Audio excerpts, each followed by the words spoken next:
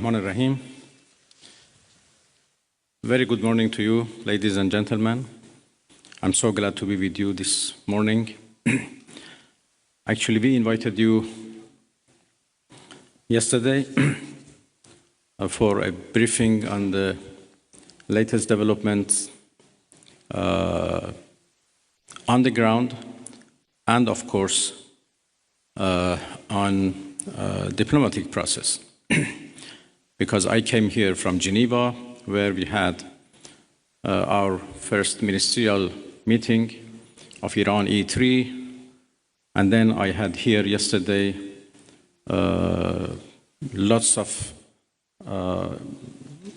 useful, important meetings with the foreign ministers of our region, and we discussed about different initiatives and ideas existed for a peaceful settlement of this question.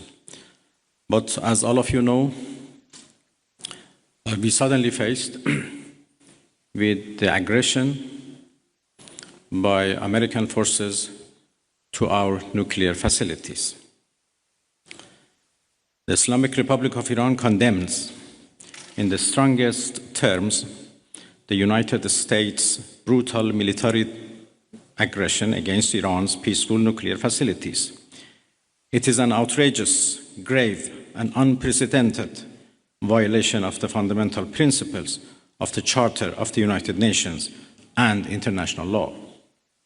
The war-mongering and lawless administration in Washington is solely and fully responsible for the dangerous consequences and far-reaching implications of its act of aggression. The US military attack on the territorial integrity and national sovereignty of a UN member state carried out with genocidal Israeli regime, carried out in collusion with the genocidal Israeli regime, has once again revealed the extent of the United States' hostility towards the peace-seeking people of Iran, who will never compromise over their independence and sovereignty. The Islamic Republic of Iran continues to defend Iran's territory, sovereignty, security, and people by all means necessary against not just US military aggression, but also the reckless and unlawful actions of the Israeli regime.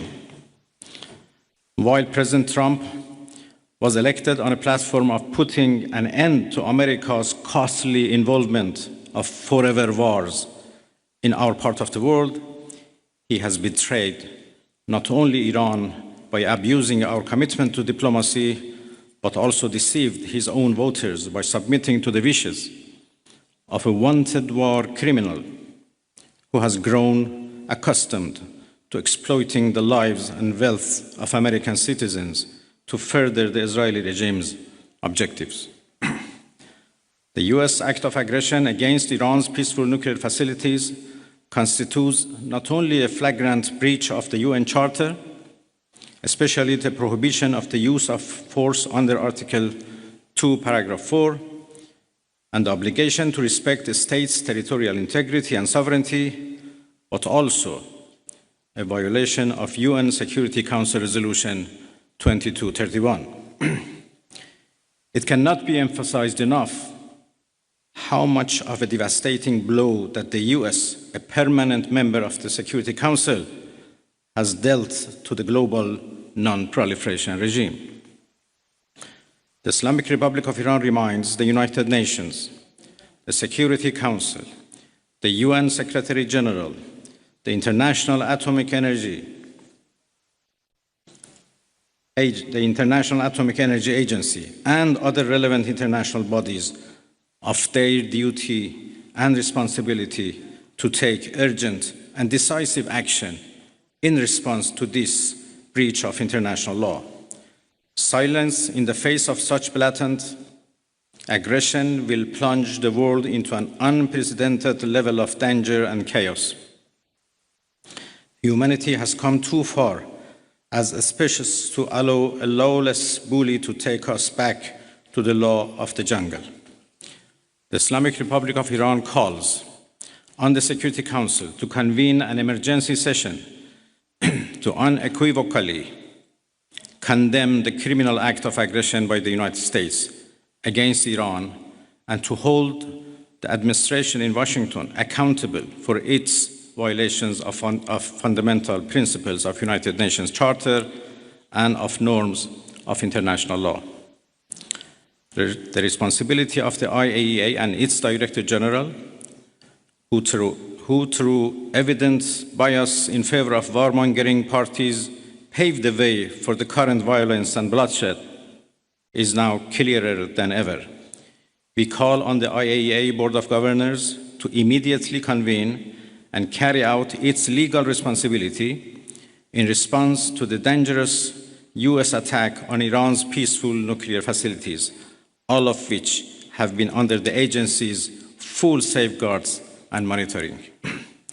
The world must not forget that it was the United States which, in the midst of a process to forge a diplomatic outcome, betrayed diplomacy by supporting the genocidal Israeli regime's launch of an illegal war of aggression on the Iranian nation. Not content with such malign actions, the United States itself has now also opted for a dangerous military operation and aggression against the people of Iran.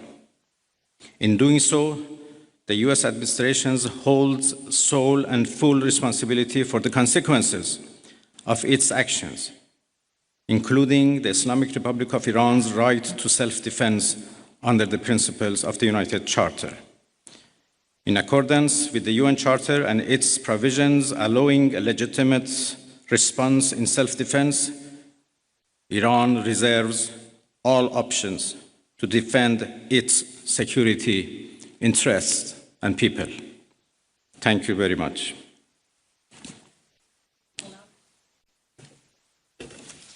We will now be taking questions. We'd like to start with the Associated Press.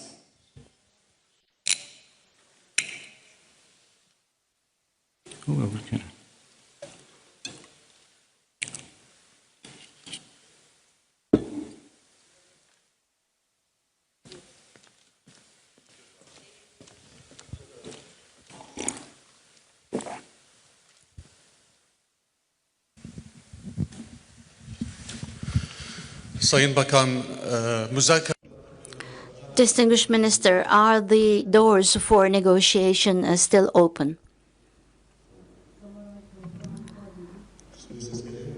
Can you hear me now? Distinguished Minister, the question is as follows. Is the door for negotiations still open?